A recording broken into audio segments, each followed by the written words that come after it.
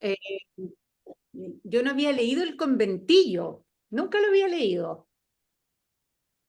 Que es el primer texto que antecede a Vidas Mínimas. Sí. Claro. Y se los voy a mandar después, ahora que ya soy capaz de manejar de nuevo los aparatos, se los voy a compartir para que lo tengan todos. Y ahí Serge entró, me parece, sin audio. No, no encuentro cómo ponerme. Tranquilo, Serge, no te preocupes, si no tienes cámara, no hay problema. Ok, Serge Bienvenido, nos va- Serge. Bienvenido. gracias. Bienvenido. Serge nos va a acompañar desde Nueva York, así que estamos con... Hola, Pablo. Hola, Maynard. Hola, hola. Hola, hola. Y Maynard desde Holanda, así que estamos muy internacionales. Ah, Desde los bien. Países Bajos. De los Países Bajos, Países perdón. Bajos. Países Bajos y además. Perdón. ¿En cuál de todos los Países Bajos? Porque si es en plural debe haber varios, ¿no? Sí, estoy en el país particular de Holanda. Muy bien. Pero hay más Países Bajos que solo Holanda. Sí, está Zelanda muy es bien. más conocido, quizás por Nueva Zelanda. Claro. Sí. Y por el holandés errante, seguramente, ¿no? Sí, lo que pasa es que los Países Bajos eran originalmente 17. Wow. Ya nadie sabe cuáles eran. Pero Holanda es el más bajo y el más importante. Originalmente, ¿cuándo? Bajo Carlos V. Ok. Hace un rato. En Sí, aquellos sí. tiempos en que se usaba la expresión poner una pica en Flandes. Eso, exactamente. Bueno. Flandes era el más rico de los Países Bajos, en realidad. Sí. Por eso ponían la pica en Flandes. Claro. No se llamaba Holanda, se llamaba... Muy bien. Hola, Mónica. Hola, Mónica. Hola, buenas tardes. Buenas tardes. Hola. Un homenaje a la puntualidad. Vamos a partir, ¿cierto? Seguramente alguno va a ir entrando por ahí. Con esta lectura, homenaje, esta es la primera de 3 sesiones que vamos a dedicar a Vidas Mínimas. Y con un muy humilde homenaje a quien yo considero, sin duda, uno de los mayores escritores de Chile. Y que, como les comentaba al comienzo del año, cuando veíamos el programa, me entristece y me enrabia profundamente, es un tema que ya conversaremos, pero que sea prácticamente imposible encontrar sus textos, ¿no? Y que hoy día se lo lea tan poco. Por eso que me pareció que era un deber ponerlo acá.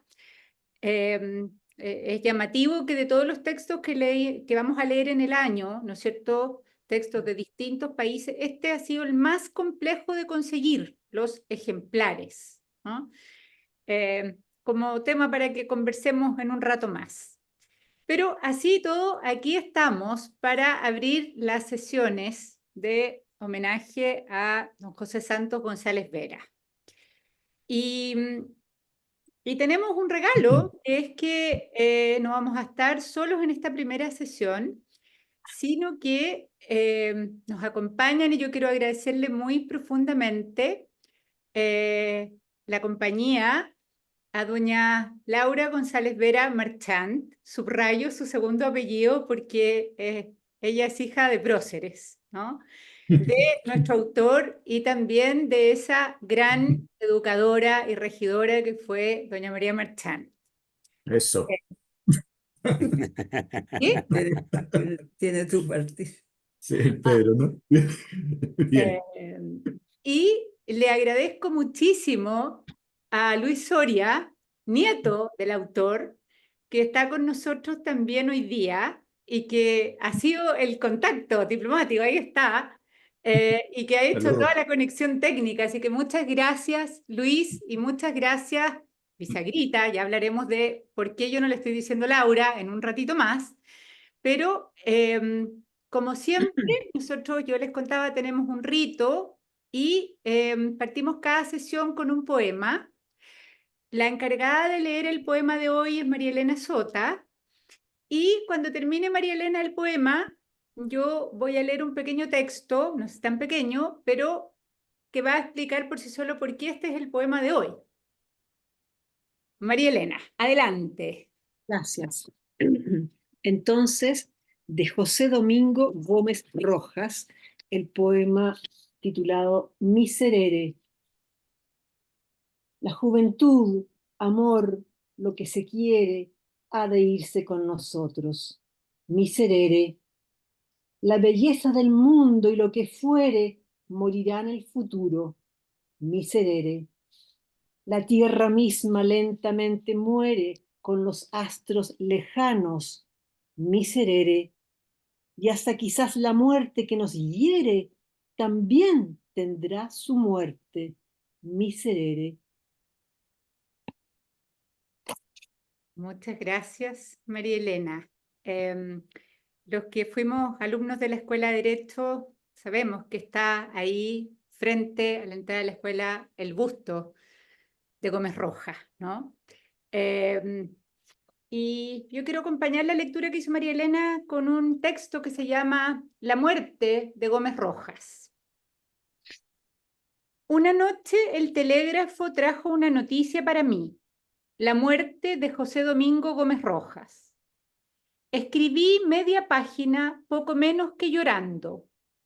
Lo vi en Santiago 15 días antes del asalto e ignoré que estaba preso. Servía un pequeño cargo en la municipalidad. Era estudiante de castellano y derecho, con intermitencias. En el momento de verle, apasionábanle las carreras de caballo. Sus pasiones eran absorbentes y pasajeras. Sabía la ascendencia de corceles famosos y no quería hablar de otra cosa. ¿Qué delito lo llevó a la cárcel? Ninguno, pero era anarquista. En la prisión hizo anotaciones que trasuntan su admiración por Gabriel D'Annunzio. Proponíase escribir obras de relieve cuando saliera de allí. A ratos debió sobrevenirle el temor de morir en su celda, porque éste no ha de morir en vano, o aquí muere la lealtad de los hombres, pero nace la libertad del pueblo.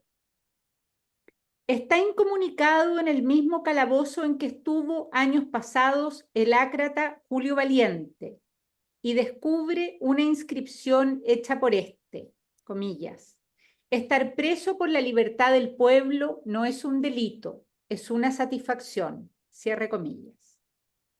El magistrado Astorquiza ve fumar al poeta durante una visita a la prisión y le da una bofetada.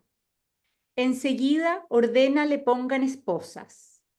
Gómez Rojas se desvela, no dispone de libros, come mal, no ve a su madre que adora, le mojan la celda, es presa de horribles obsesiones y termina por enajenarse. No obstante, en horas de resplandor, escribe poemas en que habla con su madre o profetiza, comillas, el cercano día de la gran libertad sobre la tierra grande, cierre comillas. La libertad sigue prófuga de casi todos los lugares conocidos. Un loco que habita la celda paredaña golpea sin cesar el catre, 30, 60 horas. Gómez Rojas lleva la cuenta hasta los 10.000 golpes y comienza a sufrir terrores y grita. Le conducen a la casa de Orates y ahí muere a las 10:30 de la mañana el 29 de septiembre de 1920. A su entierro acude una masa inmensa, como siempre. Ha sido menester la sangre para despertar la conciencia de la gente.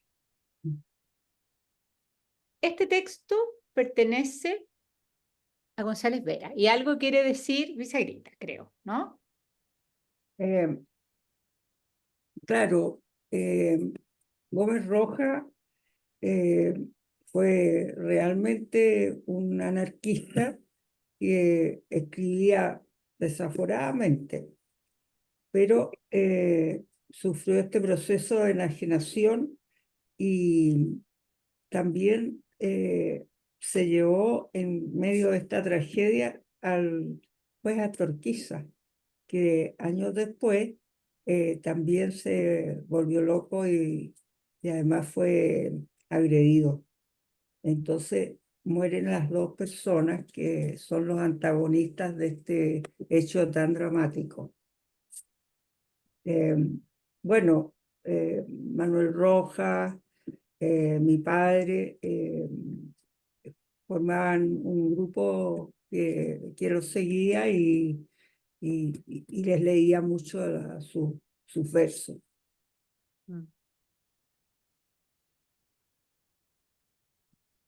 Exactamente, por eso quisimos partir con él, para hacer un pequeño contexto, ¿no? Y presentarlo desde ahí a este escritor que se presenta diciendo: mi propósito, entre otras cosas, ¿no?, es ser preciso, económico de palabras y ajustarme a lo que sentía. También quise ser consecuente con mis ideas humanitarias y ofrecer al posible lector escritos breves. Porque, como todos habrán visto, la obra, ¿no es cierto?, de José Santos González Vera, en términos de número de páginas, es una obra pequeña. Alguien más o menos torpe, cuando se votó en forma unánime el Premio Nacional de Literatura, dijo que su obra cabía en un cuaderno de composición, ¿no?, que era una obra demasiado escueta para ser entregado el premio, como si se midiera la grandeza de los escritores por la cantidad de páginas, ¿no? Basta pensar, por ejemplo, en Juan Rulfo, ¿no? Cuando uno agradece la brevedad, agradece la concisión. Solo digo esto porque tuvo que ver con esa polémica tontorrona, ¿no?, de que había publicado poco, porque efectivamente es una obra tan precisa, ¿no es cierto?, tan selecta, diría yo, que está llena, como vamos a ver, de una pluma. A mí me parece que es de las plumas mejores de Chile, sin duda, y no solamente que me pareciera a mí da lo mismo, pero esto es algo que han sostenido muchos otros escritores, ¿no? Yo releí ahora comentarios, releí a Armando Uribe, por ejemplo, presentando que no era una persona particularmente amable en términos de sus comentarios, ¿no?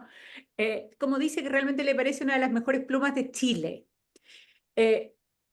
O sea, él o Pedro Lastra, que nos comentaba en algún minuto cuando yo le dije: estoy fascinada releyendo cuando era muchacho, me dice: pero si es que es el mejor texto que se ha escrito en Chile en términos de pluma. Porque efectivamente, como vamos a ir viendo, conversando, leyendo, hay acá una escritura que tiene particularidades, ¿no es cierto?, con una finura, con un sentido del humor que es maravilloso, ¿no?, con una capacidad de contención, con una delicadeza que es muy original dentro de nuestro medio, con una capacidad de síntesis y una capacidad pictórica para retratar y mostrar los lugares. Yo creo que algo que, para partir, ¿no es cierto?, algo que retrata esa capacidad de González Vera de nominar, de poder caracterizar en palabras algo que quería decir de una manera a la vez encantadora, poética, simpática. Yo le pedí a Visagrita, a quien he estado llamando así, ¿no es cierto?, ustedes lo han escuchado, a pesar de que se llama Laura, pero yo le pedí que ella partiera contándoles, por favor, cómo es la historia de este sobrenombre que le puso su padre, que es una historia conmovedora. Así que te voy a pedir, bisagrita, si tú lo puedes contar. Bueno, yo soy Ocho Mesina, probablemente la más antigua en Chile, porque nací en 1932, salvada, ¿no? Con unos medios que después se pudieron, con el advenimiento de las incubadoras, de la ciencia de la neonatología, que progresó mucho, bueno, ahora se puede salvar todos estos niños. Entonces, María Guajardo, que era amiga de mi madre y de mi padre, doctora que trabajaba con el doctor Juan Gandulfo en el Arriarán, organizó una pieza donde había oxígeno y una temperatura estable. Lo que pasaba era que yo respiraba, pero llegaba un momento me ponía morada, entonces tenían que cogerme de los pies y con unos algodones largos, mojados, me pegaban hasta que yo volvía a respirar. Entonces mi padre, que hacía turnos de 8 horas con Manuel Rojas, con Sergio Atria, con Schweitzer, eh, yo vivía. Y él dijo, el ruido que hace al lanzar nuevamente la respiración es parecido a las bisagras sin aceite de una casa de campo. Entonces, desde ahí para adelante me llamaron bisagra. Cuando yo llegué a España... Y doctora bisagra también. Sí, porque además ustedes la oyen, pero debe ser, ¿no es cierto?, de las primeras generaciones también de mujeres médicas especialistas en nuestro país. No, eso no. No de ¿Especialistas, las no? primeras.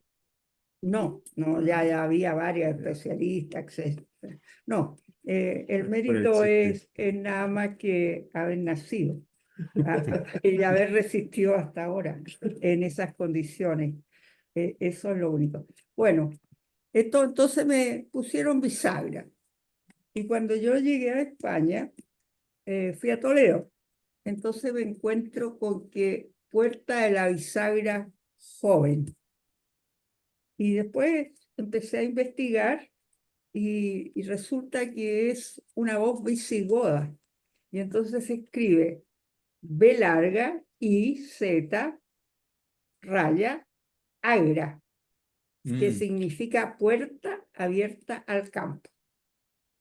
¿Ah? Es una voz visigoda. Y había Puerta de la Bisagra joven y hay Puerta de la Bisagra vieja. Entonces todos mis amigos que pasaban por ahí me mandaban cantidad de tarjetas postales con bisagra. Y lo curioso de todo esto es que mis padres, sin saber nada, hace una figura exactamente que corresponde A la descripción. al nombre que existía de hace miles de siglos, ¿no? Eso es todo. Entonces, Historia. bueno, para mí llamarme bisagra, es decir, no me llama la atención, porque todo el mundo, en vez de decirme Laura, claro, mucho más entretenido llamarla bisagra que Laura. Así que esa es la historia. Ahora, es fantástica la capacidad, ¿no es cierto?, la visualización, porque en una situación como esa, que no era una situación grata, era una situación de, imagino, de inmensa tensión, ¿no es cierto?, la capacidad de ponerle imagen a eso, ¿no es cierto? Claro, Tenemos ahí... esa es la gracia. O sea, que una persona que está en el último país del mundo, ¿ah? Tiene la misma evocación de algo que existe, ¿no? Entonces, que es una palabra que existe de hace siglos. Eso es. y Claro, Mi padre lo hizo también con un sentido humorístico. Muy bien, eso sería. Bueno, el humor. Vamos a hablar también del humor, ¿no es cierto?, en esta presentación, porque yo creo que algo que salta a la luz cuando uno lee los textos, particularmente, yo quiero recomendarles muchísimo, aquí vamos a hablar de vidas mínimas, pero quiero recomendarles muchísimo la lectura de Cuando era muchacho. Esto es un texto difícil de clasificar, innecesario además, porque no hay para qué clasificarlo, pero es una manera muy particular de presentarse, de hacer una especie de autobiografía, ¿no es cierto?, que va pasando por la memoria, pero que va también retratando el país. Entonces, es un retrato muy fino, no solo de su propia historia, sino que de una serie de situaciones y personajes que nos permiten como conocer la época y el contexto en que nace, se cría este escritor, con una simpatía y un encanto que Bisagrita usó la palabra en algún minuto la bondad. Yo creo que hay algo en él particularmente, efectivamente, muy bondadoso, ¿no? En alguien que además, ¿no es cierto?, dejó muy tempranamente la escuela. Él, ya vamos a ver más detalles de la biografía, pero él nace, ¿no es cierto?, en el monte y se va muy temprano a Talagante, que va a ser el escenario que va a recordar después en Alhué.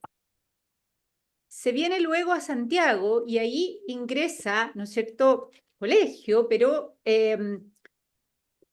su paso por el colegio es un paso que está descrito de una manera preciosa en este texto, porque había, por supuesto, asignaturas que no le simpatizaban mucho, particularmente gramática, ¿no?, gimnasia. Yo quiero leer un par de textos para situarnos justamente en el humor, en la delicadeza también en el retrato humano,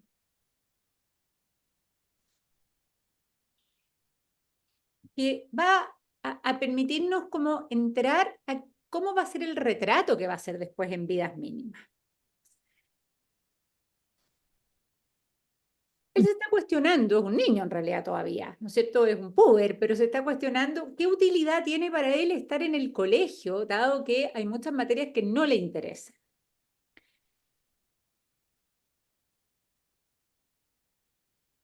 Después del primer trimestre, comencé a razonar sobre el uso que haría de mis conocimientos. Empecé por saltarme la clase de caligrafía, que estaba a cargo del inspector general. Este, mencionado con el apodo del Chancho Jardia, no me era simpático. Sus mejillas eran cerdosas. Llevaba su cabeza algo caída y su voz muy vagamente evocaba el gruñido del cerdo. Su carácter era áspero y resumaba disgusto. Fíjense cómo ya estamos viendo ahí al inspector con... Al resolverme a prescindir de su asignatura, no consideré la índole del señor Jardia, sino la certidumbre de que no sería calígrafo, razón que hacía inútil mi asistencia. Procedí con la misma simpleza respecto a gimnasia y canto. Por lo tanto, él define, ¿no es cierto?, que dado que no se va a dedicar a ninguna de estas profesiones, no tiene ningún sentido que siga. Entonces, un poquitito más adelante, explica lo que ocurre, ¿no es cierto?, cuando es citado su padre al colegio, dado que él se escapa de las clases y no asiste. Mi padre, con esa seriedad que le era consustancial, díjome una noche: mañana iré al liceo. Me ha llegado una queja de tu conducta. Espérame en la puerta. Qué lacónico era conmigo. Al día siguiente lo aguardé allí. Entramos. Al momento se nos hizo pasar a la rectoría y don Rubén Guevara llamó al inspector general. Este renovó su queja. Yo no asistía a gimnasia, caligrafía ni canto, lo que constituía causa suficiente para que saliera del liceo.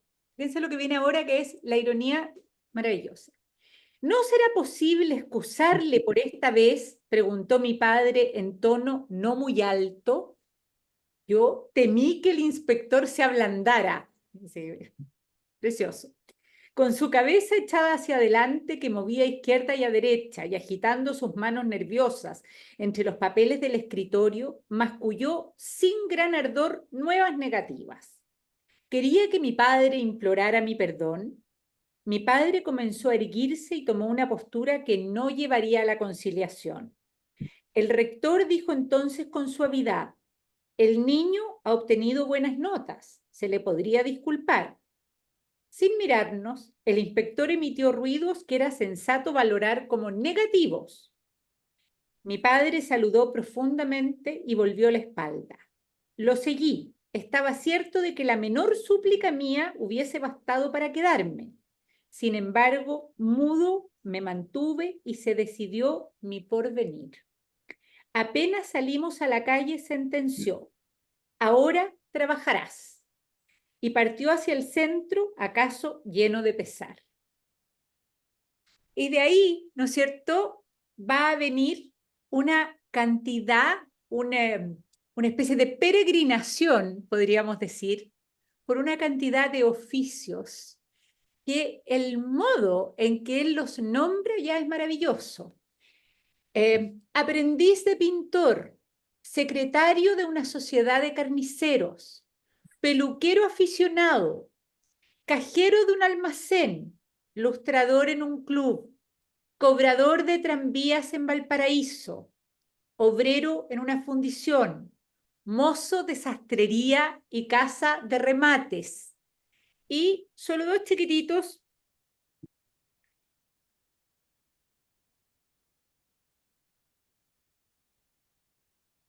A propósito de estos oficios. Fíjense cómo el pincel, ¿no?, porque habrá sido aprendiz de pintor, pero miren cómo pincela el retrato. En la mañana está aquí trabajando como mozo de sastrería. En la mañana barría, sacudía, colocaba cortes de casimir en el trozo de muro comprendido entre las dos puertas. Enseguida llevaba trabajo a vestoneras, chalequeras y pantaloneras. Desde el miércoles repartía ternos. Cuando encontraba al cliente, recibía 20 o 40 centavos de propina. Si no hallaba este, debía dejarlos en manos de la criada o la señora. Ninguna de las dos me daba nada. Las mujeres no son generosas con el dinero. Al menos la señora me sonreía. La criada hacía un gesto de fastidio y cerraba la mampara al momento. No hay una que no desconfíe de los demás pobres. Les cuesta suponer que no sean ladrones. Fíjense qué cita genial. O sea, en un párrafo está pintándose a él como niño, ¿no es cierto?, este niño que trabaja, pero al mismo tiempo está haciendo un retrato psicológico y sociológico en, me las conté, 10 líneas, ¿no? Es absolutamente genial. Y pensemos que es un niño que ha abandonado el colegio, que va a leer por su cuenta, ¿no es cierto?, y va a leer a los grandes autores. Su pluma muestra no solo su inteligencia, sino que su finura, ¿no? Y cómo va a llegar, ya lo decía Bisagrita, a ser parte de este grupo pequeño de escritores privilegiados. Destaca su amistad con Manuel Rojas, con Enrique Espinosa, ¿no es cierto? Va a tener, digamos, algunas actividades incluso diplomáticas, van a vivir fuera de Chile y va a publicar, ¿no es cierto?, estos tres textos, diría yo, como más famosos, hay textos pequeños que se han recopilado en el último tiempo, lo ha hecho la familia, ¿no? Desgraciadamente no ha tenido la difusión que quisiéramos, pero 3 obras centrales son Alhué, Vidas Mínimas, la primera que vamos a ver nosotros, que tiene un antecedente en un texto pequeño llamado El Conventillo, y luego esta autobiografía, para ponerle algún nombre, Cuando era muchacho. Para partir, eso, ¿no? Algunos dicen que va a ser quien primero retrata el mundo del conventillo, ¿cierto? Yo creo que lo hace de una manera que es absolutamente emocionante, pero vamos a partir nosotros como hacemos siempre. Creo que va a ser bonito hacerlo acá con la hija, con el nieto. Después yo les voy a pedir también a Bisagrita y a Luis que comentemos algunas cosas.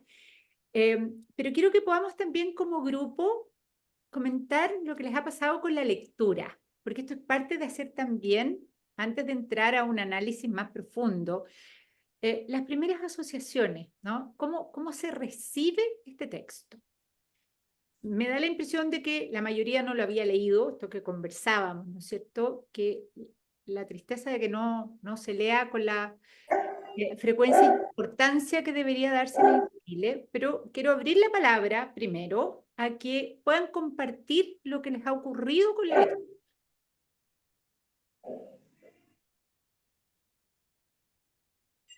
¿Quién quiere partir? Maynard, desde los Países Sí, Bajos. sí, bueno, no soy chileno, ¿no? Así que el concepto conventillo, bueno, sí los conozco, pero quizás no tan profundo.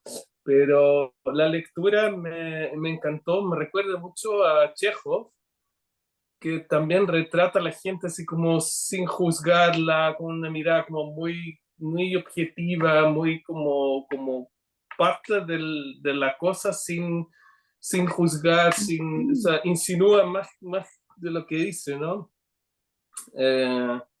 Así que me encantó. Gracias, Maynard. Qué bonito punto, ¿no es cierto? El retrato sin juicio, para que después vamos a tomar esto también. Susan, también desde Nueva York, la Susan. Estamos muy internacionales hoy día. Sí, a mí, yo de niña iba a un colegio que estaba al lado de una vecindad en México, se les llama. Y yo tenía varias amigas que vivían en esa vecindad. Y yo iba después del colegio, me iba a la casa de ellas, entonces, y lo pasaba muy bien, jugábamos toda la tarde, me daban café con leche, con frijoles y tortillas, y bueno, me encantaba, yo quería vivir en un conventillo. Y cuando leí El conventillo, me recordé, pero tan claramente de esas vecindades, porque además la descripción que hace González Vera es exacta, con palabras sencillas, con la forma en que retrata a las personas, el poder de ciertas personas sobre otras, y cómo esto de sentarse en el umbral, a ver pasar la tarde, a conversar, a fisgonear, a chismear, a todo eso, ¿no? Y a controlar, que era lo de la mayordoma. A mí me conmovió. Gracias, Susan. Qué bonita la asociación que haces, ¿no es cierto?, con lo que tú viviste. Y para que sepan, Bisagrita y Luis, nosotros tenemos un tema este año, que es el tema del poder. Entonces, por eso que realmente Susan está tomando además esa mirada, ¿no es cierto?, de las relaciones desde ahí, ¿no? Cómo hay algunos que ejercen poder sobre otros, por ejemplo, como dices tú, ¿no es cierto?, el que fisgonea, cómo se relacionan, pero además la descripción, ¿no? La descripción de los personajes, que no es algo para nada obvio, es algo que hace realmente todo autor, ¿no? Pero hay algunos que lo hacen de manera magistral. ¿Quién más? Blanca María. Sí, estoy. Estás con A hambre. ver, tengo que decir que me encantó leerlo eh, y me encantó también encontrar palabras que hace muchos años que yo no las escuchaba y que nadie las usa. Y la palabra chimilicos, ¿ya? La palabra estólido, que en algún momento yo se las escuché a mi papá, por así decir, ¿no? Y eso lo encontré precioso. Y lo que no, fíjate que hubo un modo de decir, le echó 1000 ternos. Y yo ahí te hago la pregunta a ti, bisagrita, digamos, ¿qué significa echar 1000 ternos? Yo eso no lo había escuchado nunca, ¿ya?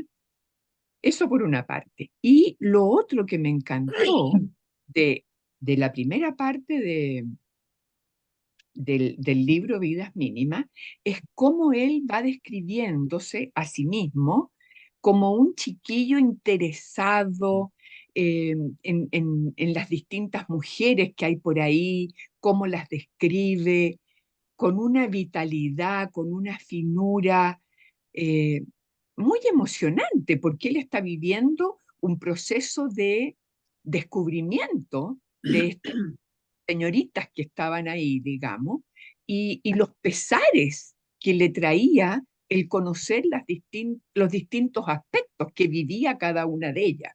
Y eso lo encontré precioso, me encantó, muy fino.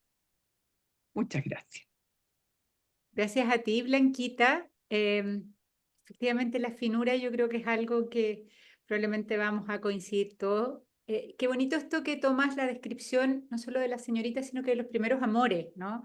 Que también hay algunos textos rusos que son, bueno, el primer amor es uno, Turgenev, por ejemplo, ¿no? Que yo creo que uno los recuerda. Pero le pasaron la palabra a la bisagrita, con echar los Mm, 1000 ternos. Eso, ¿qué Ah, significa? sí, ¿Qué significa? no los sé mil lo que... ternos. Mil ternos es, eh, es como unas palabras despectivas, pero no Sí, demasiado despectivas respecto a un tipo, por algo que él ha hecho. ¿Ah? sí, Es una cosa como más fina de lo que se dice ahora, ¿no? sí, por supuesto. Y eso se Muy, perdió, claro. Hay muchas palabras que se han perdido. mm, Ese es un punto que me parece central para cuando vayamos recorriendo el texto ya más en detalle, ¿no es cierto? Es el lenguaje. mm, Cuando los autores dicen que en realidad la prosa de González Vera es una de las mejores de Chile, yo creo que tiene que ver con el modo del retrato, o sea, el contenido que es capaz de plasmar, ¿no es cierto? Cómo puede mostrar un mundo en términos del fondo, pero también el modo en que lo muestra. O sea, la elegancia de la pluma es algo que realmente hay una delicadeza ahí que es emocionante, es conmovedora. Vamos a detenernos en, pero vamos todavía, estamos en las impresiones generales. ¿Quién más quisiera comentar algo?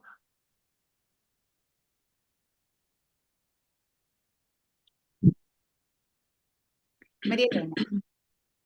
Sí, muy breve porque he querido releer el texto, no he alcanzado a releerlo.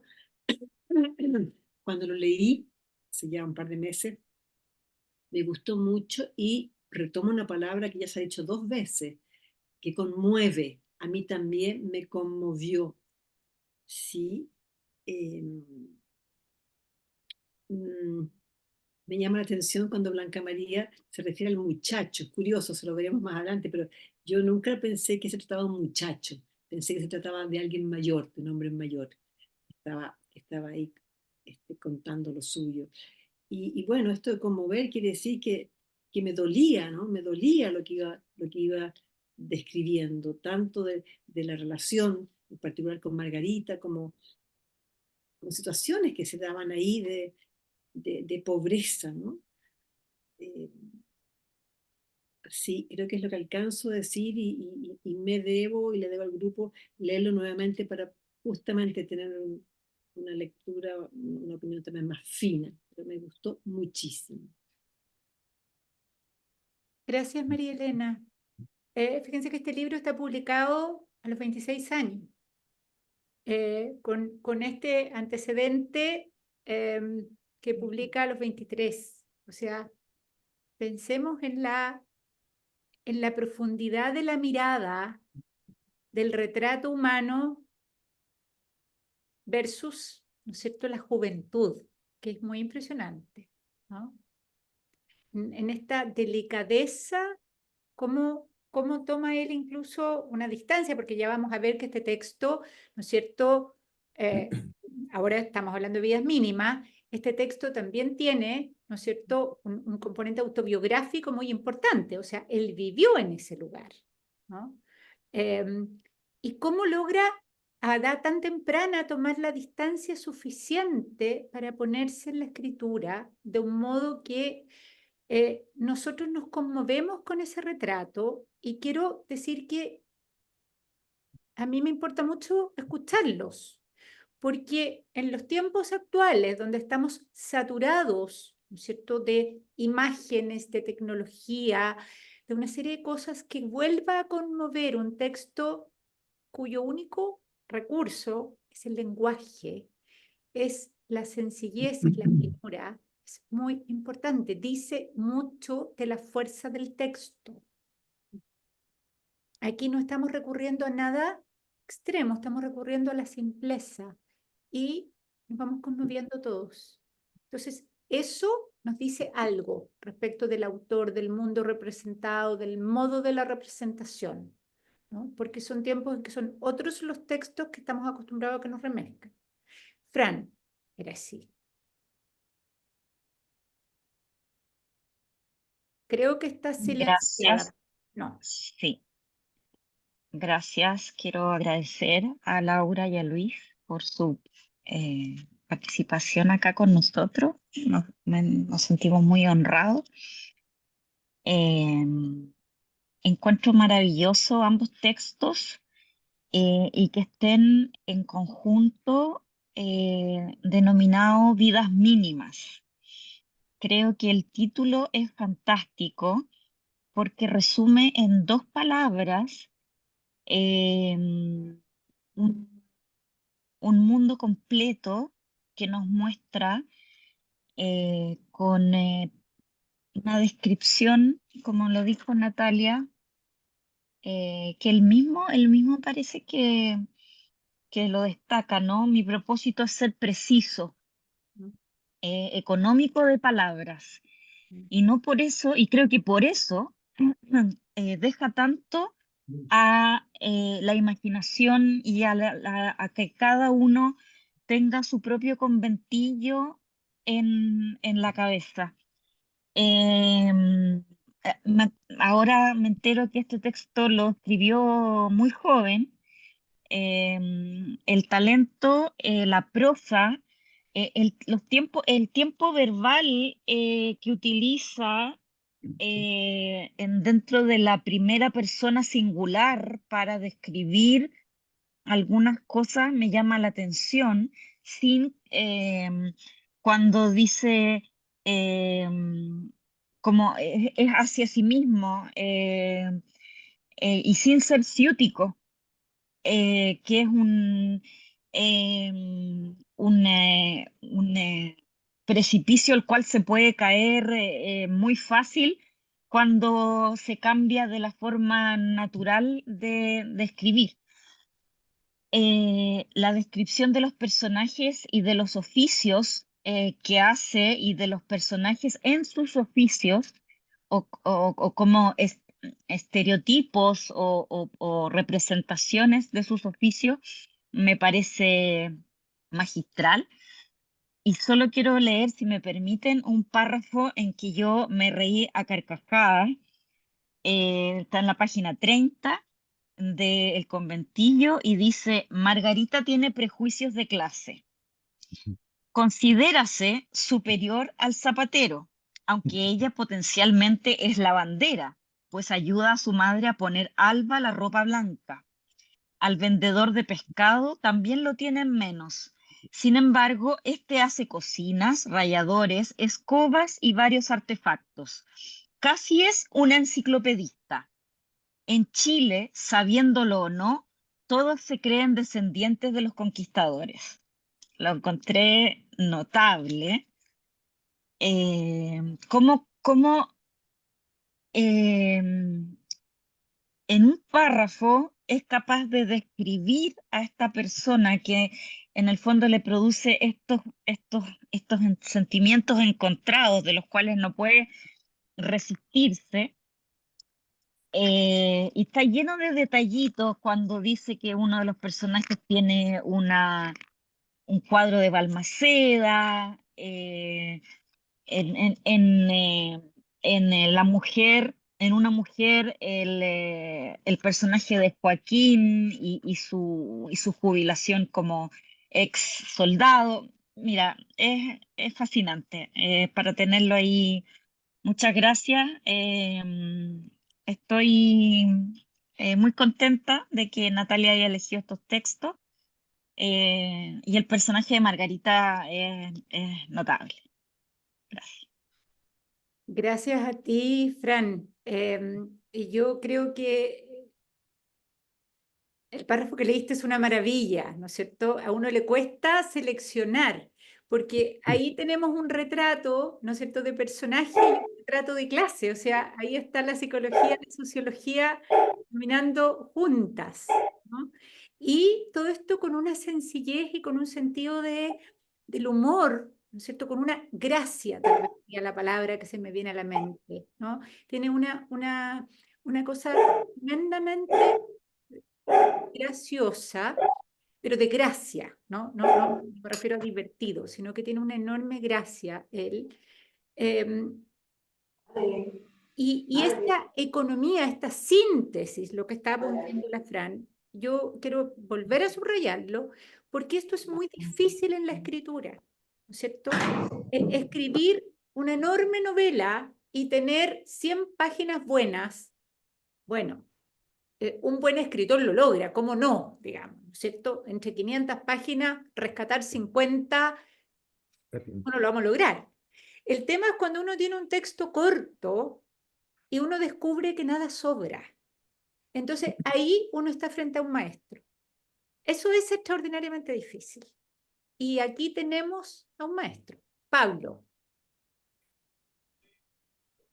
Sí, bueno, lo primero, obviamente, agradecer a Laura y a Luis que nos acompañen. Yo como primeros comentarios, lo primero es que obviamente ya sabía que él había tenido, que no había terminado ni el colegio.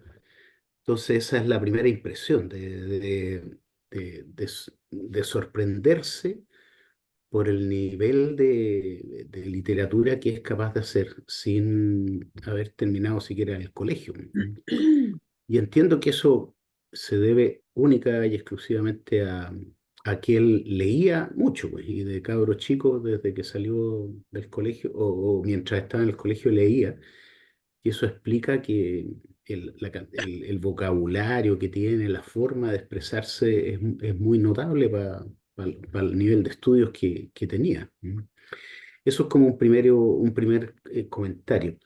Lo segundo es que a mí me sorprendió esto que creo que ya lo han mencionado, pero que para mí es bien importante, porque es una forma de escribir súper íntima, pero en que él no se compromete. Es como que lo mirara desde afuera, como una descripción súper honesta, súper comprometida con lo que está viendo, pero como desde fuera, es decir, es como no sé cómo decirlo, pero yo sentía que él estaba describiendo con mucho cariño una situación que a él le parecía muy notable, pero de la cual él no era parte, o por lo menos yo lo sentía así, que quizás puedo estar equivocado, pero me sorprendió que él era capaz de mirarlo como desde fuera, pero con una honestidad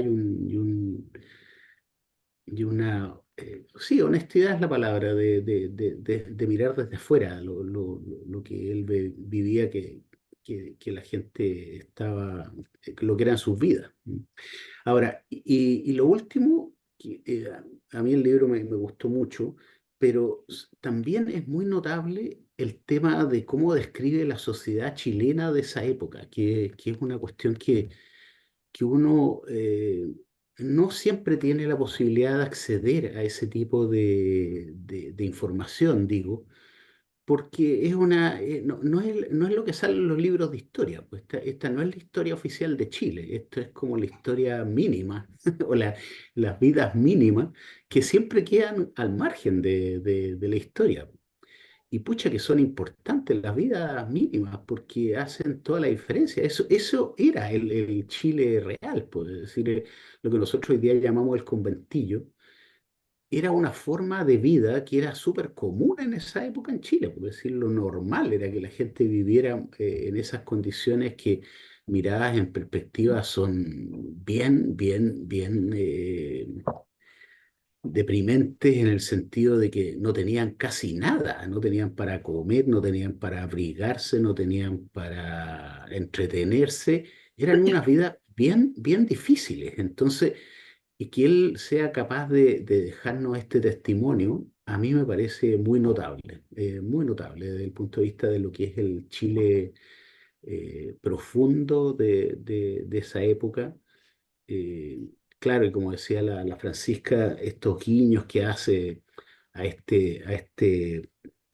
por ejemplo, este soldado que me imagino que era de la Guerra del Pacífico, que había sido un veterano de guerra y que el Estado de Chile no tenía ni una posibilidad de apoyarlo en nada. Bueno, ese era Chile, pues, ¿no? Hoy día lo vemos todo mucho más romántico, pero la verdad es que era duro, muy difícil el Chile, que éramos un país muy pobre, muy pobre, como eran en general los países latinoamericanos en esa época, pero Chile era dentro de los pobres, de los más pobres. Así que me gustó mucho el libro. Eso, gracias. Gracias a ti, Pablo. Me gusta mucho lo que estás destacando, ¿no?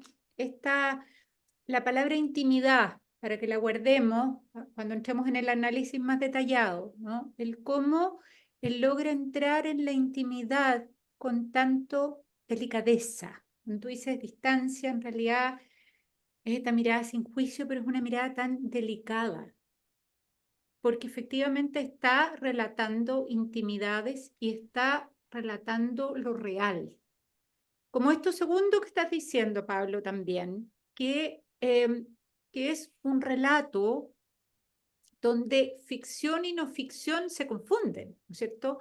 Hoy día eso se hace y mucho, ¿no es cierto? Lo vimos, leímos en el taller hace muy poco a Annie Ernaux, ¿no es cierto? De los últimos premios Nobel, con ese retrato de la memoria, donde, ¿no es cierto?, la no ficción se trenza con la ficción. Pero aquí estamos hablando, ¿no es cierto?, de 1923.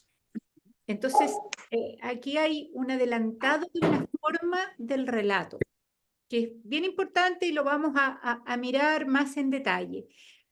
Y como tú bien dices, yo justamente le voy a pedir a la Vicegrita que hablemos un poco del conventillo real, digamos. Todo esto muestra espacios muy precarios, ¿no es cierto? También está esa delicadeza de él para referirse a todo eso, pero como quizás, como decía Camus, ¿no es cierto? Cuando decía, el sol de mi infancia me privó de todo resentimiento, porque acá hay muchas carencias, pero hay una mirada que no pierde la alegría, que no pierde el humor, que no pierde lo afectuoso, lo delicado, lo cuidadoso. Y eso es muy bonito. Entonces, yo quiero pedirle, después de que están levantando la mano la María Elena y la Susan, de ahí que nos pueda contar la bisagrita lo que fue su visita, que es muy conmovedora, con su papá al conventillo, al lugar de vidas mínimas, al lugar de su padre. Entonces quiero dejar un espacio para eso. María Elena. Gracias. Sí, bueno, yo no lo hice, así que ahora lo hago. También agradezco muchísimo la presencia de Laura y de Luis en esta sesión con nosotros. Y bueno, y ya, dado que Fran leyó un párrafo, yo también quise leer un párrafo, decir antes nomás que hasta ahora uno de mis escritores favoritos es Manuel Rojas. Por supuesto que lo tuve muy, muy presente cuando leí este texto. Ya, 3 cosas cortitas que voy a leer. La amistad con una mujer es algo que no cabe en ninguna norma. Me desalienta, me cansa la nadería espiritual de Margarita. Es una mujercita hecha de retazos. Ya, y ahora un párrafo más largo que lo encuentro muy conmovedor. Empieza la cueca. Juana baila con el zapatero. Los movimientos tienen la mímica de la persecución y la fuga. La mujer aparece y el hombre se conmueve y la sigue. De repente, ella, al sentirse codiciada, inicia un paso de fuga, huye. El hombre vacila, pero reanimado por el deseo, la acompaña con su atención y sus pasos. La mujer acelera su movimiento y su rostro expresa cierto desdén mudo. Un enardecimiento creciente se apodera del hombre. Sus gestos, cada vez más desordenados, son como una súplica impaciente. Le brillan las pupilas con un fulgor dominante. La mujer ya no huye tan deprisa. Sus rodeos son más lentos. La insistencia masculina va entrando como una orden en su corazón. Su faz se ablanda y ruboriza. El hombre, al verificar el nuevo y vencido gesto de la mujer, se siente colmado por una alegría salvaje y su danza se hace tumultuosa. Baila en torno de ella, reverenciándola y conteniéndose. Podría tomarla, podría acariciarla, podría llevársela, pero algo lo retiene. La mujer ya no teme. El mismo deseo del hombre ha entrado en ella y aguarda hasta que súbitamente, en la última vuelta, impulsados por igual voluntad, se precipitan uno sobre otro con los brazos temblorosos y abiertos. Si eso no nos conmueve, estamos muertos. Absolutamente. Gracias, María Elena, por las citas, porque fíjense cómo vamos a entrar después más profundamente, pero en esta última, ¿no es cierto?, tu descripción es la pasión, ¿no es cierto?, y esto que es pictórico, ¿no es cierto? La imagen que se me venía era volver a ver Bodas de Sangre, ¿no? Y los bailadores. Pero en la anterior, fíjense cómo desliza en una pincelada la caracterización psicológica, la nadería espiritual de Margarita. Después vamos a ir a los personajes, ¿no? Pero basta menos de una línea. Susan.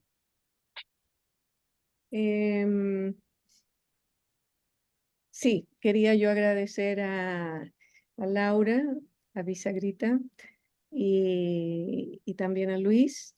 También se me olvidó, y fue un olvido que no, del cual tenía yo el cual yo tenía que reparar. Entonces quería empezar con eso. Y quería seguir con lo que había dicho Pablo con respecto a la historicidad de este libro. Yo, que no crecí en Chile, no sé mucho de historia de Chile, tengo que decir, sé algunas cosas, ¿no? Pero me he dado cuenta que la forma en que yo he aprendido historia de Chile ha sido a través de ciertos libros que no son de historia.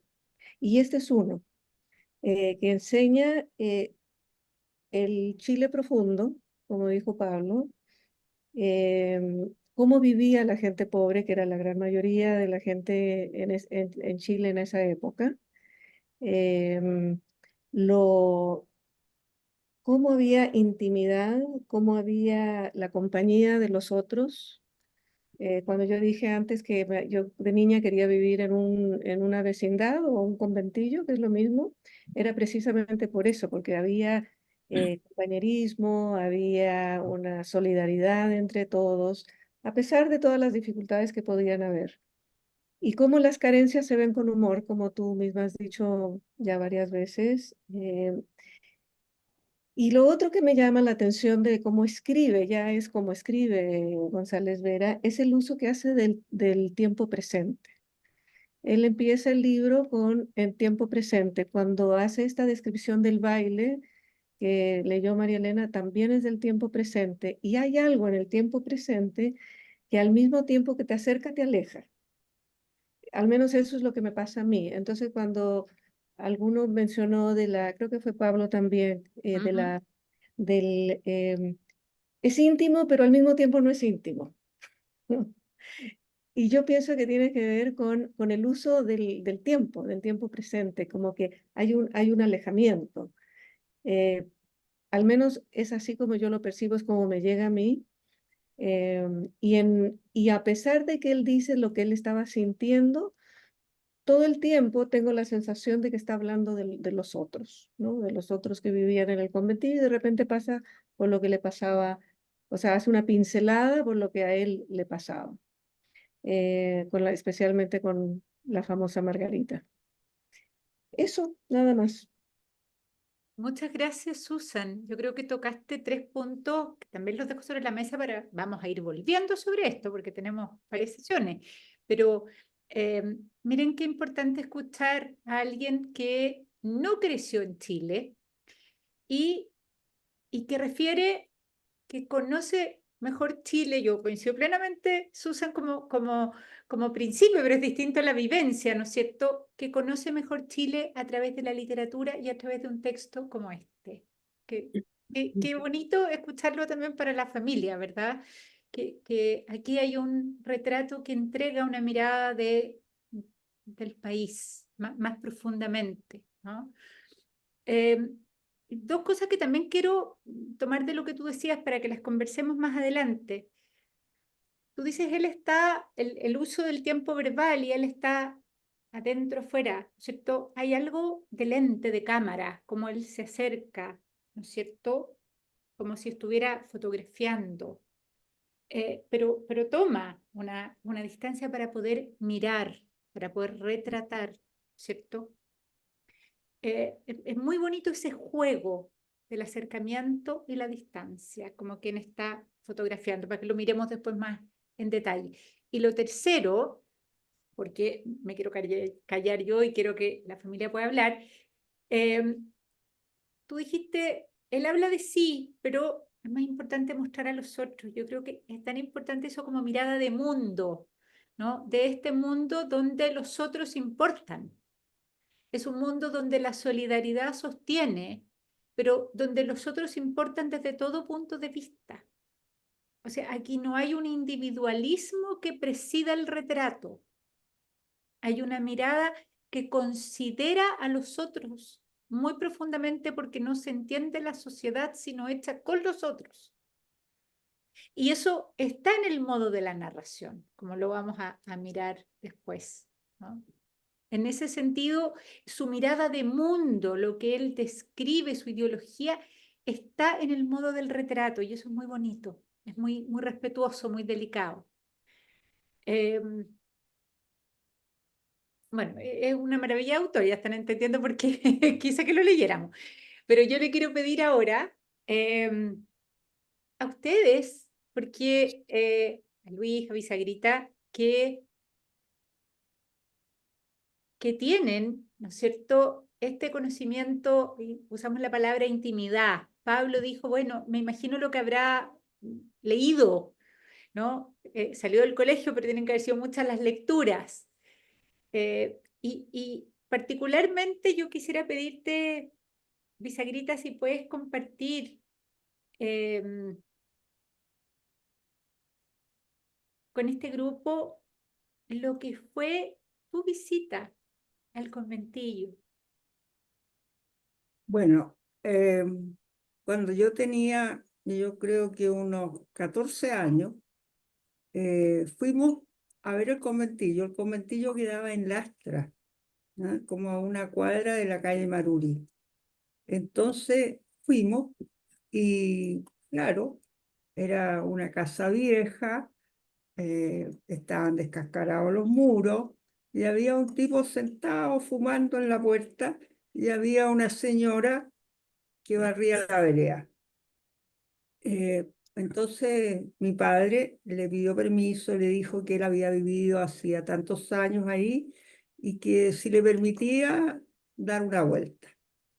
Entonces entramos y estaba la misma acequia donde estaban las artesas y no había cambiado mucho. Es decir, lo que me llamó la atención que había flores, había, había bastantes flores. Entonces estuvimos ahí dando vueltas y mi papá le preguntó a alguien si había conocido a tal, o preguntando por los antiguos eh, eh, habitantes. Claro, algunos se acordaba, pero todo seguía igual. Entonces mi padre me tomó de la mano y salimos. Y no hablamos en unas 3 o 4 cuadras. Claro, yo me di cuenta que lo que pasaba era su tremenda tristeza como hombre social, como hombre que creía en los cambios sociales, que aquí no había pasado nada en más de 20 años, por lo menos, ¿no? Más de 20 años.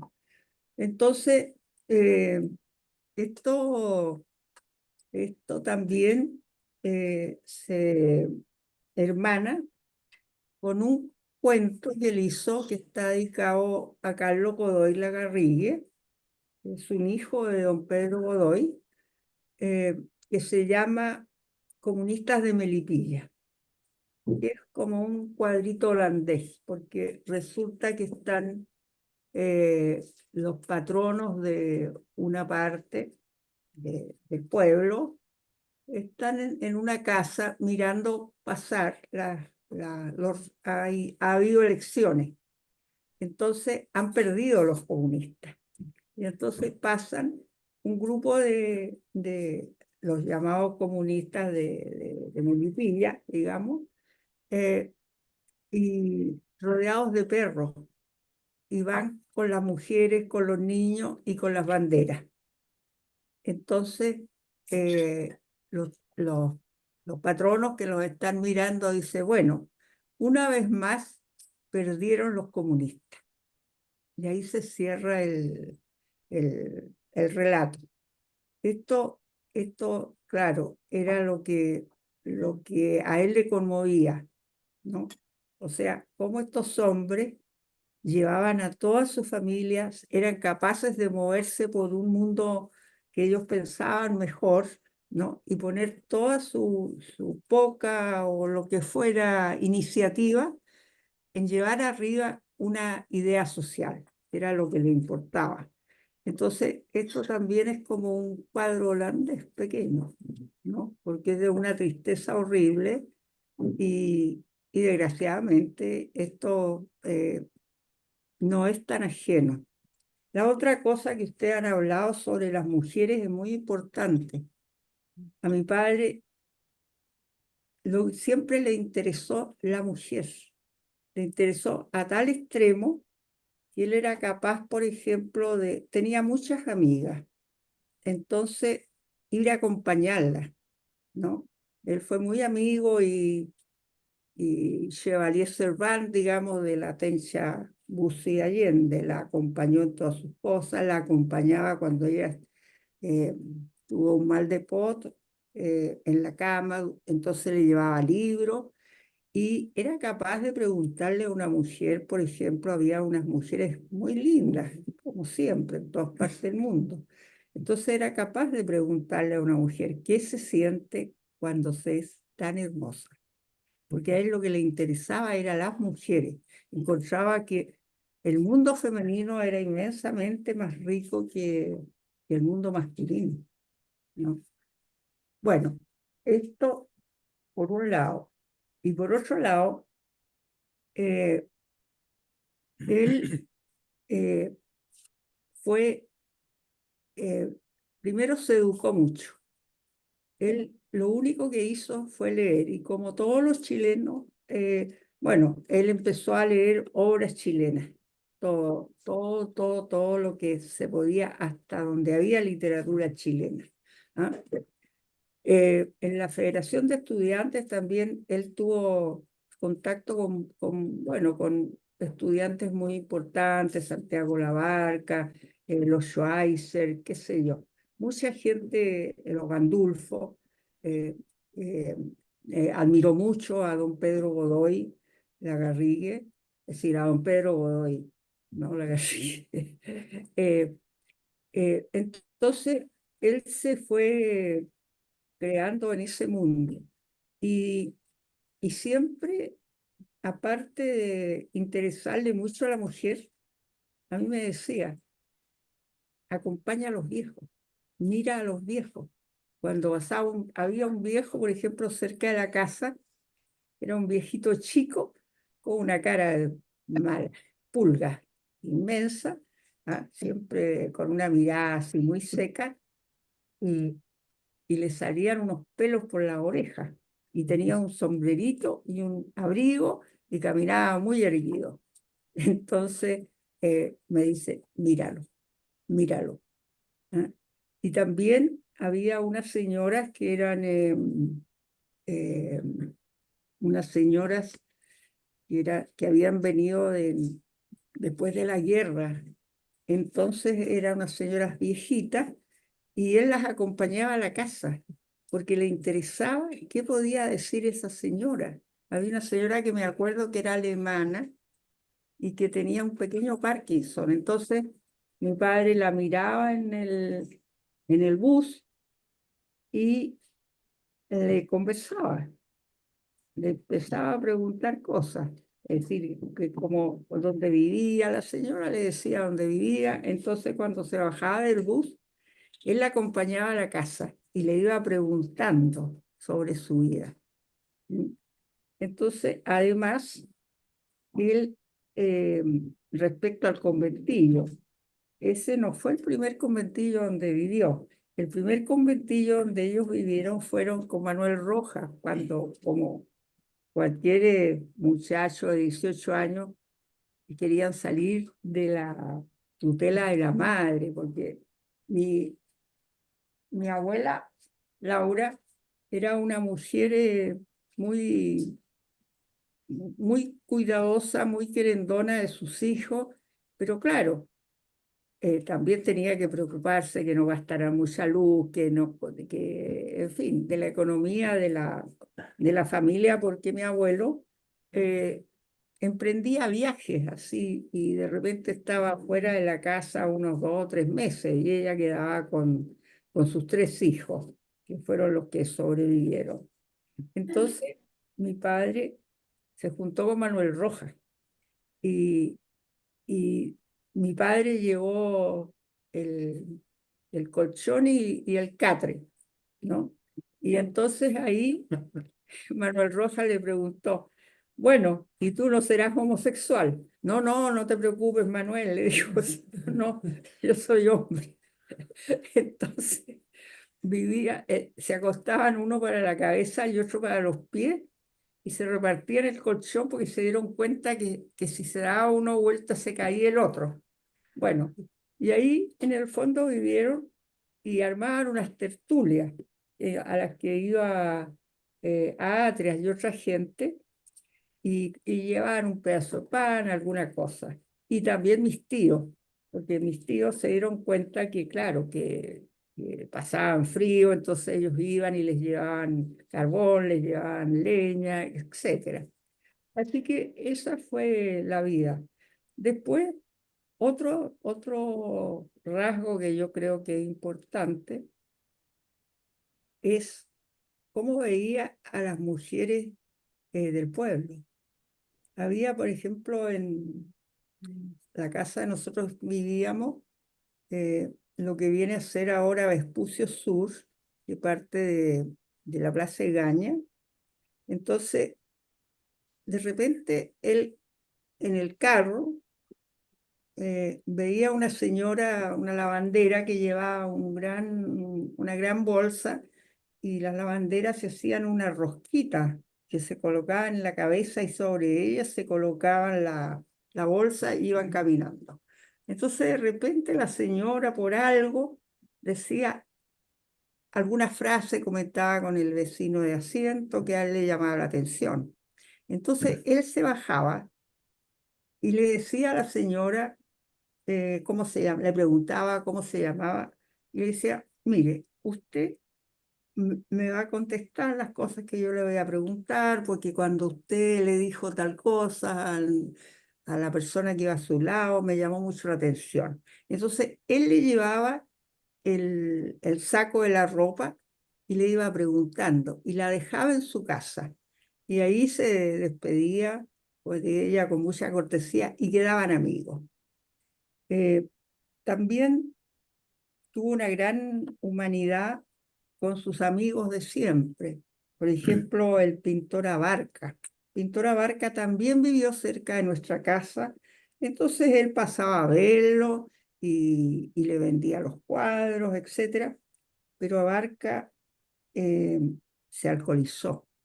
Entonces se lo encontraban y la arrasaban en unas malas condiciones, digamos, tirado en el suelo.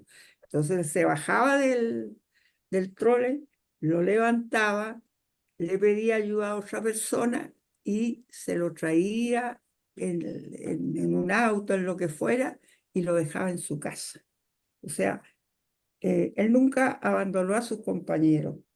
Mi madre tenía otra idea, porque como ella era profesora, pensaba que los niños no podían ver cosas muy dramáticas, porque mi papá invitaba a sus compañeros anarquistas a almorzar, a estar ahí. Entonces había un amigo de él que tenía una sífilis terciaria, o sea, llegaban, los sentaban en la mesa y la persona que nos servía a nosotros tenía que darle de comer. Nosotros mirábamos esto y no nos impresionaba. Bueno, al principio lo mirábamos, encontraba un poco raro la mirada, las cosas que decía, la desorganización del lenguaje. Mi papá hacía una conversación como que estuviera conversando con una persona normal.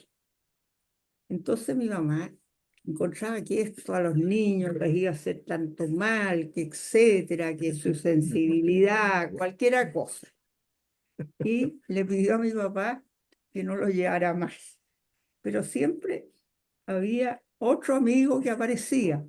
Entonces volvía a aparecer otro amigo y se volvía a repetir la misma situación. Ahora, yo creo que a los niños chicos no les impresiona en absoluto a un señor que está medio morirse. ¿Ah? Les causa un poco de curiosidad, pero después, como el señor siempre está igual de mal, no tiene más, si ellos no tienen un vínculo familiar, no les causa mayor impresión. Bueno, eso fue. Y claro, pasado el tiempo, y eso está en los libros que ellos escribieron, ¿no? Esa cosa terrible de que pasaba el tiempo y la pobreza en Chile seguía igual, ¿no?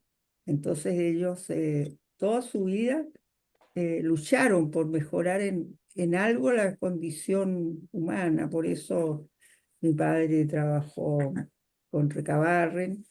Desgraciadamente se perdió un escrito que él hizo sobre el día que muere Recabarren, ¿no?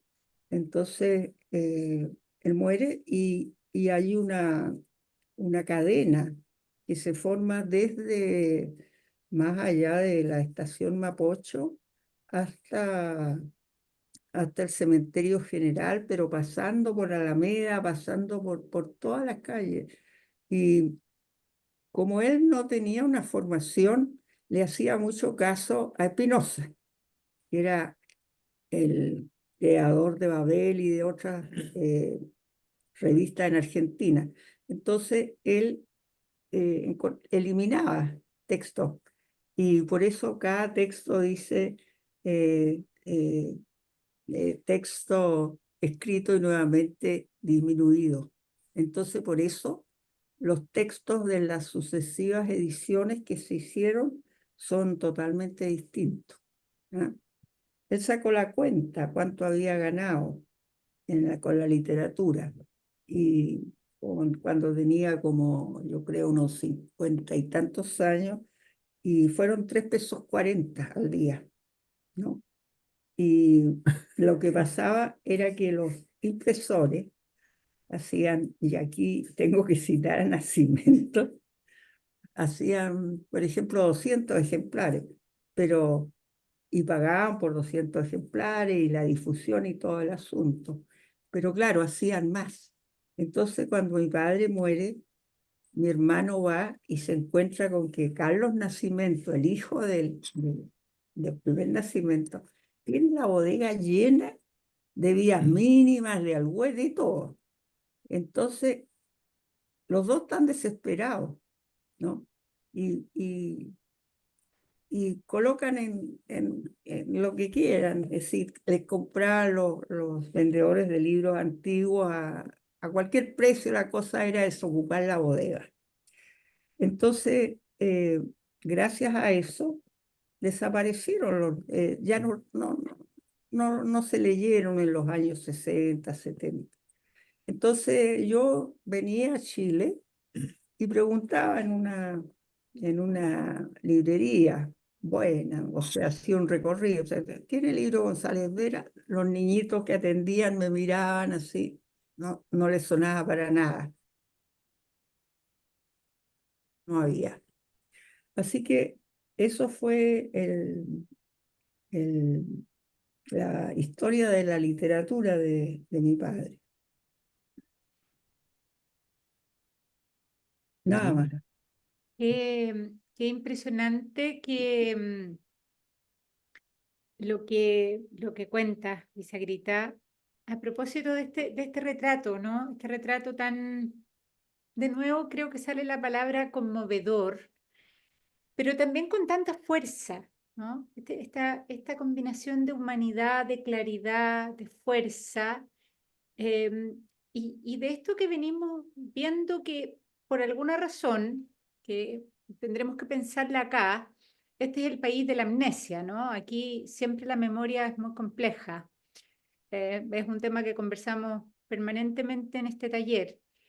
Eh, Quizás también, ¿no es cierto?, esto tenga que ver con que si bien hoy día no tenemos ese conventillo, pero tenemos otras formas, ¿no es cierto?, de inequidad que son muy violentas. Entonces, el leer textos como estos nos obligan a mirar, ¿no? Él es muy delicado en el trazado, entonces no se puede leer esto sin pensar, ¿no? Y probablemente haya, ¿no es cierto?,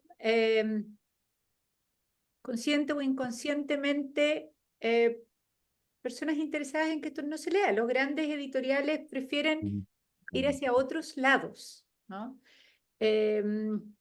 No parece ser que Chile tenga muchas ganas de mirarse a sí mismo, ¿no? En sus costados olvidados, en sus costados abandonados, porque yo creo que es muy extraño, no es simplemente una omisión, que una pluma como esta se haya dejado de lado y ni siquiera podamos encontrar los textos, ¿no? Yo creo que eso ha sido muy llamativo. No sé si estamos recién empezando, pero no sé si alguien quiere comentar algo, quiere hacerle alguna pregunta. Ángeles.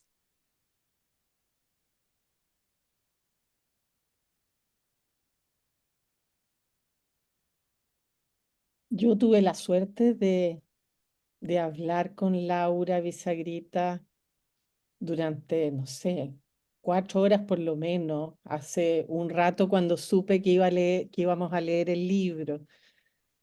Y, y bueno, muchas, muchas, muchas impresiones, ¿ah? Pero en ese momento había como hojeado el libro en el verano y no lo tenía tan fresco. Bueno, fui a pedirle el libro prestado porque no lo encontraba. Esa era la excusa.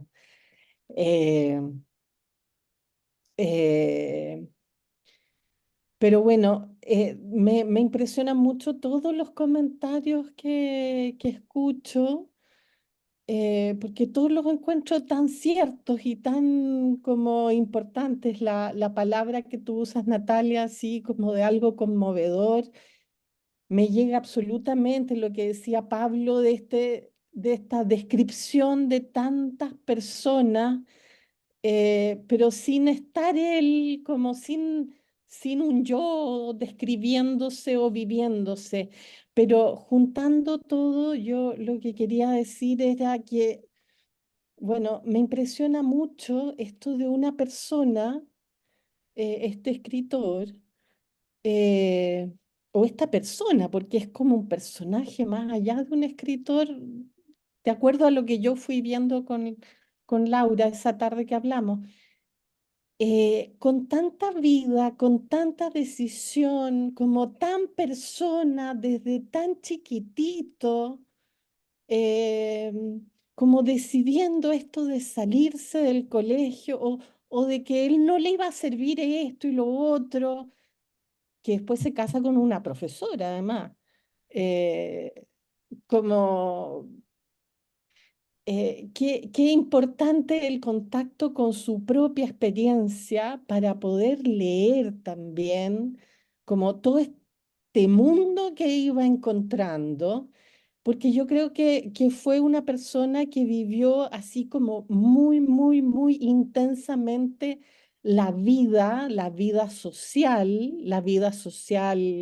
en el sentido del contacto social, encuentro yo, pero también la historia del país, porque, o sea, alguien que no terminó el colegio, pero que ahí estaba en la Federación de Estudiantes con todos los universitarios, que conoció, que se encontró, que aprovechó, porque cada vez que se bajaba con una señora de la micro para ir conversando con ella, yo me imagino como la experiencia de esa señora que tenía este señor que le hacía preguntas y que conversaba, o el hecho de Laura, que te haya tomado de la mano para salir del conventillo porque alguna experiencia muy, no sé, sentida tenía y el silencio, pero probablemente procesando un montón de emociones o recuerdos, no sé.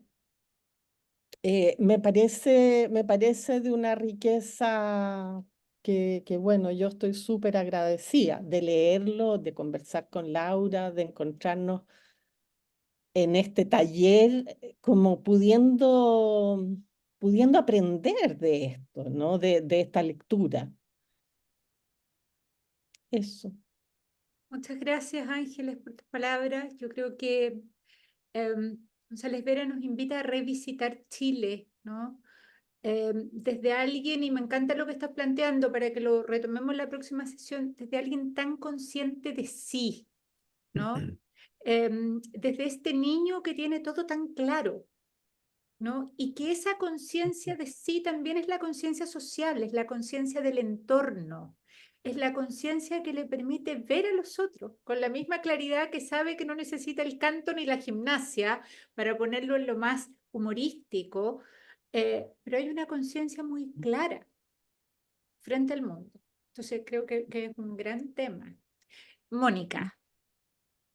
Yo quiero hacer una pregunta un poco imprudente quizás, así que aceptaría que me dijeran que no hay respuesta. Me gustaría saber cómo vivió la muerte y a qué edad murió y cómo envejeció, si es que alcanzó a envejecer. Me gustaría si Bisagra nos pudiera hablar algo acerca de eso. Un hombre con esta riqueza y esta finura de espíritu. Bueno, él trabajó en la Universidad de Chile en la cooperación intelectual. Entonces ahí estuvo ya una estabilidad económica, porque él sufría mucho con esta inestabilidad económica cuando se ganaba la vida vendiendo cuadros o lo despedían de los trabajos, porque dicho sea de paso, era de una inhabilidad práctica pero asombrosa, o sea, nada con las manos. ¿Mm? Y eh, su vida fue leer. Él leyó todo lo que encontró de Chile. La casa nuestra fue una casa biblioteca, donde por todas partes había libros. Entonces era bastante cómica la casa, porque había un living, ¿no? Donde había unas 4 sillas muy finas de su labor que había comprado como... No, esas se las había regalado un hermano a mi mamá una vez que ese hermano fue rico, porque los hermanos de mi mamá eran ricos de repente y después eran pobres. Entonces había esas 4 sillas, había una mesa de caoba Imperio preciosa, había una maleta antigua que él había rematado por alguna circunstancia y que no se pudo deshacer de ella, entonces tenía puesto un mantón de Manila encima. Y en cajones azucareros de ese tiempo estaban los libros, estaba la biblioteca. La biblioteca fue, desde luego, bueno, toda la literatura chilena, mucho de historia y después literatura española toda, después literatura francesa, etcétera, etcétera, etcétera. Y después todo tipo de libros de grandes autores contemporáneos. Él, por ejemplo, respecto a Vargas Llosa, cuando escribió esta primera novela de él en las experiencias con el colegio militar. Entonces mi madre terminaba un libro y decía, González Vera, ¿y ahora qué puedo leer? Entonces mi padre venía y le decía, leas esto, y le pasaba. Entonces un día llegó donde estaba lo de Vargas Llosa y sacó este primer libro que hizo él. Entonces le dijo, ese no, María, déjelo, ¿ah? Porque no quería que mi mamá se interiorizara de toda esta brutal vida de la escuela militar que Vargas Llosa describe también. Entonces él, por ejemplo, su libro de cabecera era El Quijote. Entonces, de repente nosotros estábamos durmiendo y nos despertábamos con una gran carcajada. Entonces, nos dábamos vuelta porque a mi papá que está leyendo El Quijote. Y él nos comentaba toda la literatura. Mi madre también era una gran lectora, entonces ella leyó mucho teatro norteamericano, así que nosotros, mi madre, por ejemplo, nos contó O'Neill, y de repente nosotros nos dimos cuenta que no lo habíamos leído, ¿no? Pero lo sabíamos entero porque mi mamá lo contaba perfectamente. Entonces, esa fue nuestra vida. Y después, en cuanto a sus preferencias, claro, era como la gente de ese tiempo, los escritores de ese tiempo, en primer lugar, a él le gustaban los rusos, ¿no? Y cuando le decían, usted es un Chekhov chileno, alguien le dijo por ahí que era un Chekhov chileno, entonces le dijo, no, Chekhov es un genio, yo soy un aprendiz, ¿no? y le gustaban los franceses, así que su vida fue leer y educarse y observar la gente, ¿no? Para nosotros fue, a decir, un padre eh, que nos acompañó mucho en el sentido de, de la literatura, de nuestra propia vida, ¿ah? Pero siempre con una distancia, ¿sí? ¿Ah? Nosotros sabíamos que nos quería mucho porque nos hacía muchas bromas, muchos asuntos. Entonces, por ejemplo, en el vocabulario, ¿no? Cuando teníamos como 8, 9 años, nosotros decíamos, papá, ¿y qué quiere decir, qué sé yo, baluarte? Entonces, él nos decía, vaya a buscar el diccionario. Entonces, eso era mortal, porque teníamos que buscar la palabra baluarte y aprenderla. Entonces, nosotros tratábamos de conversar con un mínimo de palabras para que no nos mandara a buscar los diccionarios, que eran 2 tablas, estaban todos los diccionarios del mundo. Después nosotros, ya cuando teníamos 13, 14 años, empezamos 15 por ahí, empezamos a leer revistas. ¿Mm? Y, y, y- y seguimos leyendo revistas después de cuando ya íbamos en la universidad. Entonces, él nos abría la puerta así y nos decía, niñitos universitarios leyendo revistitas.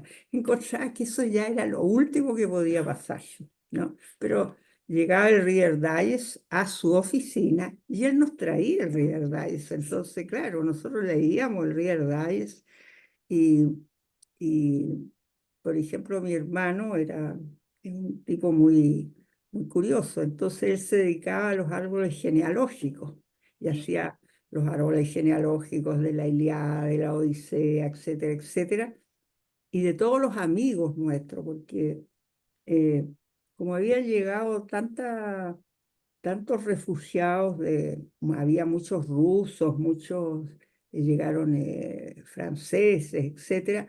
Entonces nosotros vivimos en el mundo de mucha gente que tenía, que se casaban con el sobrino, con este, con el otro, o las casaban y qué sé yo. Entonces todo esto era entretenido y hacíamos estos árboles genealógicos, ¿no? Así que eso, eso fue lo que pasó. Después hay una cosa importante también, como él observaba. Él estuvo de ilustrador en el Club de la Unión. Entonces, ahí un señor eh, le descubrió que él escribía. Entonces dije, bueno, tú tienes que entonces te voy a dar un pase para la biblioteca y ahí seguía leyendo y un día era alguna fiesta patriótica, entonces desfilaba por la Alameda los conscriptos, la tropa, ¿no? Entonces estaban todos los señores ahí del Club de la Unión y él estaba junto con ellos, ahí mirando. Entonces uno le dice al otro, tenemos que darle más poroto al roto, porque está muy pequeño, ¿eh? Los rotos están muy chicos, o sea, hay que hacer crecer al roto. Entonces todos esos eh, expresiones de la alta burguesía, qué sé yo, ahí era de gente de muchos apellidos. Entonces, esto claro, lo iba captando él y se reía mucho. Después, en el trabajo, ahí en la cooperación intelectual, iban las señoras a pedirle algún favor que le diera la beca a su hijo. Entonces apareció, por ejemplo, una señora que traía una recomendación de Ibáñez, cuando Ibáñez era presidente. entonces me dice, señor González Vera, mi hijo, bla, bla, bla, etcétera, va a esta beca y aquí traigo una recomendación del presidente. Entonces mi papá le pasa, ella le pasa la recomendación y entonces él le dice a la señora, bueno, él no trabaja aquí, él trabaja de presidente, ¿ah? Está en el palacio, así que ahora vamos a hablar de su hijo, ¿no? Y todas estas cosas él las iba anotando. Por ejemplo, hay otra periodista que le hace una entrevista. Entonces, él le va contestando, ella tiene unas 12 preguntas que hacerle. Entonces, al terminar le dice, ¿y cuánto le pagan a usted por esta entrevista? Entonces, ella le dice, supongamos, 1.500 pesos. Ya. Entonces usted tendría que darme la mitad a mí, porque yo le he hecho todo el trabajo. Y después la despedía muy atentamente y listo. Varios de sus personajes aparecen en los otros libros que escribió, que son Necesidad de Compañía y libros sobre los escritores, ¿no? Y hay algunos. Entonces, eso es toda la obra de él y yo creo que es una persona que fue muy consecuente ideológicamente, igual que Juan Gandulfo, Pedro Godoy, Manuel Rojas, que mantuvieron sus ideas y las enriquecieron eh, y siempre tuvieron una gran amor por Chile. Él encontraba que Chile ya era una maravilla, ¿no? Porque había estos lagos, después esto, este otro, lo demás allá.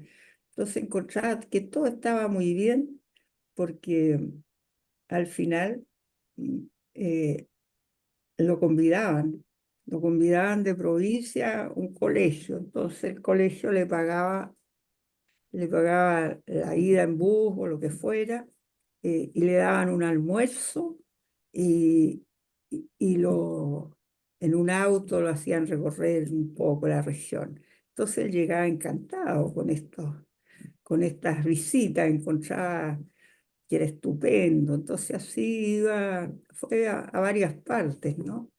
Y, y entonces cuando llegaba yo iba a la casa de Manuel y, y de repente el Manuel preguntaba, ¿y en qué anda el viejo de tu padre? ¿Dónde anda el viejo de tu padre dando sus latas?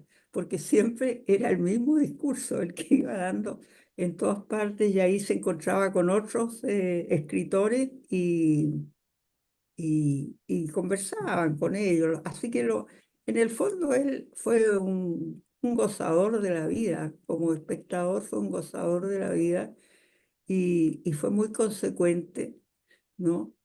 Y nosotros, con la María Paz Roja, la gran satisfacción que tuvimos fue que ellos murieron antes del golpe, porque si ellos hubiesen estado para el golpe militar, habría sido muy, muy espantoso, ¿no? Es decir, habrían tomado la misma actitud que tomaba Coloane, que había que andarlos sacando de las cárceles, es decir, los propios carabineros lo llevaban a una comisaría y le avisaban a su mujer para que lo fuera a buscar, ¿no? Entonces, porque claro, Coloane decía todo lo que debía decirse en ese momento y que si lo decía, era bastante peligroso para él. Eso sería todo. Muchas gracias. Lisagrita, yo quiero agradecerte muchísimo el regalo que es a ti y a Luis, que está por ahí y que ha sido el que ha coordinado, el gestor de esto, porque creo que es un regalo para nosotros inapreciable poder tener esta imagen, ¿no? De González Vera Y qué rico que vamos a seguir nosotros conversando y leyéndolo, porque creo que lo que hay que hacer es leerlo, ¿no? Invitar a leerlo, retomarlo. Así que mi agradecimiento enorme a ustedes, a ti, a Luis, por la generosidad de estar con nosotros hoy día, ¿no? Todo este rato, de escucharnos, de compartir las vivencias, de compartirnos un pedazo de papá y un pedazo de abuelo. Así que muchas, muchas gracias. Muchas Muchas gracias. gracias. Muchas gracias a Que ustedes. pasen muy bien. Gracias. Que estén muy bien, ¿ah? Muchas gracias. No, Muchas gracias a Gracias. ustedes. Chao, Gracias. chao, un abrazo. Muchas gracias, Natalia. Gracias a ti. Buenas noches. Muchas Chao, gracias. chao. Un Buenas abrazo. noches. Chao. Chao, chao, chao. Una idea bonita.